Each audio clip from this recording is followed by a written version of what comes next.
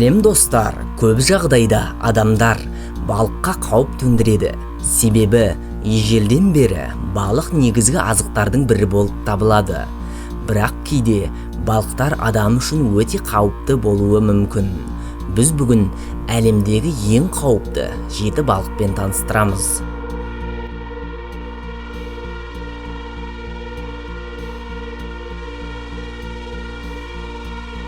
Ұзындығы 1 метр және салмағы 18 килограммға дейін жететін гидроликтерді қансорғыш балықтар деп те атайды. Олар Амазонка және Ориноко өзендерінде өмір сүреді.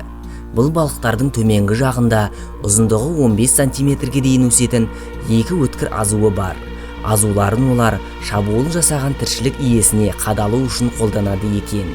Скумбрия тәріздес гидроликтер өзінен кіші кез келген балықпен қоректенеді, тіпті пиранилермен.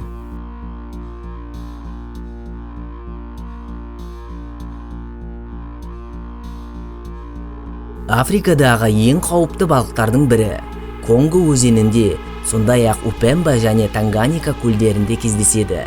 Нағыз жолбарыс сияқты балық қауіпті жыртқыш, адамдарға және басқа балықтарға шабуыл жасайды.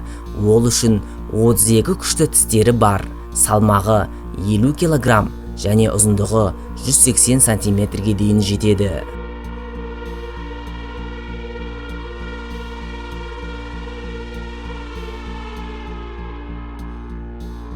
Қуаты 600 ваттқа дейін жететін электрлі разрядтарды шығара алатын қабілетке ие 2 метрлік құбыжықтар адам үшін өте қауіпті болып табылады.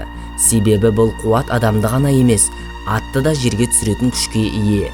Егер олар электрлік разрядпен бірнеше рет ұрса, адамның тыныс жолы тарылып, есінен танып, суға батуы мүмкін.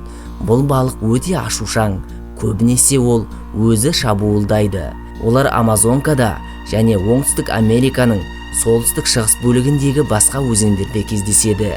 Оның ұзындығы 1-3 метр аралығында болса, салмағы 40 килограммға дейін жетеді.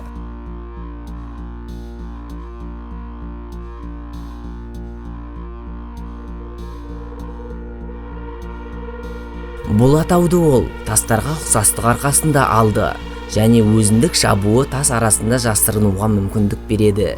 Егер байқамай басып кетсе, ол тістеп өзінің уын шашады. Денеге у түскен кезде ағза бірден әлсізденіп қалады.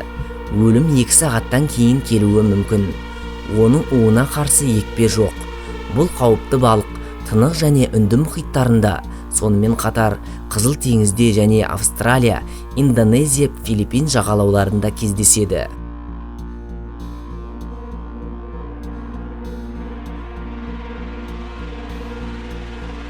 Бүгінгі тізімді кішкене ғана Ванделия жалғастырады.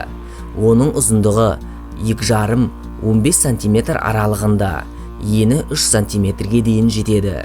Сыртқы көрінісі өте қарапайым көрінген бұл балық неге қауіпті болып саналады? Жергілікті халықты үркітетін бұл кішігірім паразиттік жайындар несеп жолы арқылы судағы адамның денесіне кіріп, инелері арқылы ұсталынып шықпай қояды және адам денесін іштей жеп бастайды. Оны тек ота арқылы алуға болады.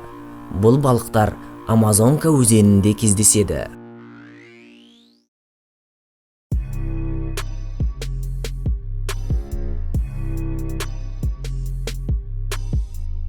Амазонканың ең қауіпті жыртқышы болып саналатын кәдімгі пирания кез келген адамның бойында үрей тудырары анық. Голливуд фильмдерінде жиі кездесетін бұл жыртқыштар негізінен жемтік жейді. Бірақ олар тірі ағзалармен де қоректенетіндіктен екі жағының арасындағы тістеген етін еш шымайды. Олардың 3 бұрышты тістері өте мықты. Пиранияның 60-тан астам түрі бар. Олардың көпшілігінің ұзындығы 50 сантиметрге дейін өседі. Орта есеппен салмағы 1 килограммға дейін болады. Бұл жыртқыштар азығын топ-топ болып аулайды. Бірнеше минут ішінде пирания салмағы 50 килограмм болатын жануарды жойып жібереді. Пиранияның тістеу күші салмағынан 25-30 есе көп.